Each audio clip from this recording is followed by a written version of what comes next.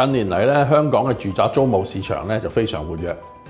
咁其中一個原因咧，就係因為國內咧有一大批嘅學生啦嚟香港讀書。咁有見及此咧，咁喺上一年特首嘅施政報告咧就有提及到咧，就話咧推出一個叫做學生宿舍嘅先導計劃，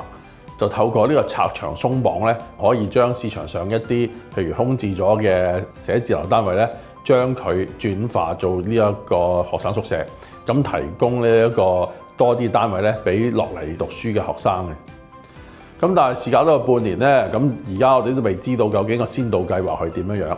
但係近期咧，我已經收到好多唔同區嘅同事咧，就問我一啲譬如將單位改做一個學生宿舍嗰陣時候咧，要注意啲乜嘢嘢嘅。咁喺未有呢個先導計劃咧詳細資料之前咧，咁如果跟翻即係現有嘅政策嘅話咧，咁我可以喺呢度慢慢解釋俾各位聽。其實如果簡單嚟講，如果將個住宅單位無論你係出租俾學生定係空姐咧，其實都一樣嘅啫。咁所以如果好簡單係將個單位去即係租俾學生嘅話咧，咁其實同一般去住宅出租係冇乜分別。咁但係當然啦，如果係成支嘅物業去改變用途嘅話咧，咁就牽涉咗好多譬如係城規啊、地契啊同埋建築物條例嗰度咧就要去留意啦。最常見啦，當然就將一啲酒店咧成支改裝啦。咁因為呢啲本身都已經其實係住宅嘅用途，咁啊當然就可以好容易就比較快啲咧就可以轉做一個學生宿舍。咁但係如果政府希望透過私人力量將一啲可能而家空置咗好耐嘅一啲寫字樓轉嘅話咧，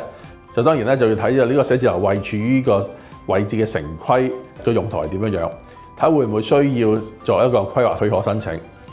如果將呢個寫字樓轉做住宅嘅話，當然你要睇就究竟譬如呢個住宅用途啊，或者一啲叫 residential institution 呢啲用途，究竟會喺第一項定係第二項，需唔需要攞呢一個規劃許可咧？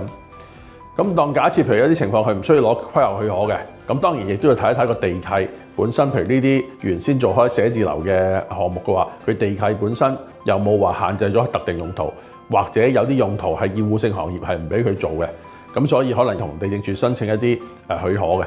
咁而第三點咧就比較複雜啲嘅就係喺建築物條例方面啦。因為好多時候呢啲空置咗嘅寫字樓咧嘅地積比咧，往往都係比住宅法例上可以容許嘅為高。咁點樣將一啲可能現有嘅樓面咧，將佢改裝，令到可以符合一個住宅樓面嘅地積比嘅規劃咧，係一個即係必然嘅要考慮嘅因素。咁當然啦，學生宿舍同可能一般其他住宅唔同，就話你學生宿舍嘅話，你可能要提供一啲譬如係活動室啊，或者一啲自修室俾佢哋去溫習。咁呢啲項目可唔可以剔除喺唔計落樓面嗰度，令到一啲地積比較高嘅商業樓宇可以轉化為做一個學生宿舍嘅用途咧？咁呢個咧就正就係呢一個先導計劃點樣拆牆鬆綁一個關鍵啦。咁所以咧，希望政府咧盡快就可以推出呢個先導計劃啦，令到市場上咧可以好快咧就去將一啲寫字樓去將佢轉化用途，令到咧多啲供應俾呢啲國內學生去選擇嘅。